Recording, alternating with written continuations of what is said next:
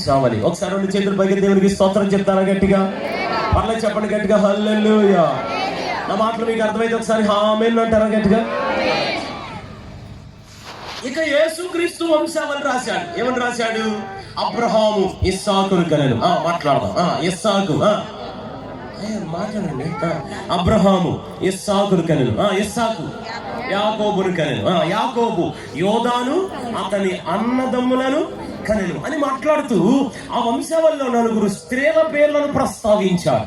ఆ స్త్రీల పేర్లు, ఒక ఆమె పేరు తామారు, 2 ఆమె పేరు రహాబు, 3 ఆమె పేరు రూతు, 4 ఆమె పేరు బత్షెబ. మళ్ళీ చెప్తున్నాను, తామారు, రహాబు, రూతు, బత్షెబ. ఈ 4 స్త్రీల జీవిత చరిత్ర చూడండి. పాపం, శాపం. తామారు పాపపు జీవితం, రాహాబు వేశ్య జీవితం, రూతమ్మ శపింపబడిన వంశం నుంచి బయటకు వచ్చిన తల్లి, బత్షెబ పాపంలో ఉన్నామా. అసలు నా ప్రశ్న ఏంటంటే, ఏమంటే అంత గతంలో గడిచిన కాలంలో అంత అంధకారమయమైన ప్రజలను తీసుకొచ్చి మహాపరిశుద్ధుడైన యేసయ్య కుటుంబంలో చేర్చుకున్నాడు. బాగా వినాలి ఈ మాట.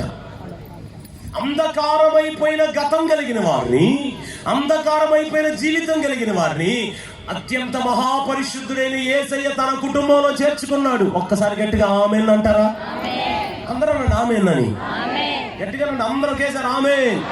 మళ్ళీ చెప్తున్నాను వినండి. అత్యంత భయంకరమైన అంధకారమైన గతం కలిగిన వారిని ప్రేమ కలిగిన దేవుడు అత్యంత పరిశుద్ధుడైన ఆయన కుటుంబంలో చేర్చుకున్నాడు. ఆమేన్ అంటారని. మళ్ళీ చెప్తున్నాను, అత్యంత అంధకారమైన గతం కలిగిన వారిని మహాపరిశుద్ధుడైన యేసయ్య తన కుటుంబంలో మనల్ని చేర్చుకున్నాడు. గట్టిగా అనాలి ఆమేన్. బాగా వినాలి, బాగా వినాలి. అసలు నాకు అనిపించింది, అయ్యా ఏమని ఎందుకు పెట్టుకున్నావు?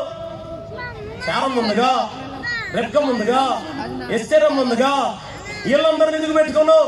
అప్పుడు నాకు అర్థమైంది, వాళ్ళు ఎందుకు పెట్టాడంటే మనకు సూచనగా ఆయన వంశావళిలో చేర్చుకున్నాడు. మనకు సూచన ఏంటండి? ఒకప్పుడు మనం పాపంలో బ్రతికిన వారు, ఒకప్పుడు మన జీవితాలు, మన వంశాలు శాపభరితం. మరి ఎందుకు ఇలా కూర్చోగలిగా? ఎందుకు వేదిక ఎక్కగలుగుతున్నాం? ఎందుకు మనసారా ఆరాధించుకోగలుగుతున్నాం అంటే ఒకటే కారణం, ఆయన తన రక్తం ద్వారా మన పాపాలన్నిటిని కడిగేశాడు.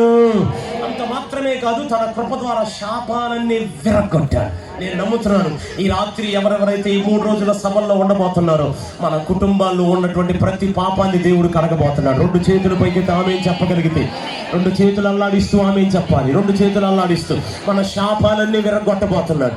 ఆమేన్ అనండి గట్టిగా. శాపాలన్నీ విరిగిపోబోతున్నాయి. గట్టిగా ఆమేన్ అన్న. శాపాలన్నీ విరగొడతాయి.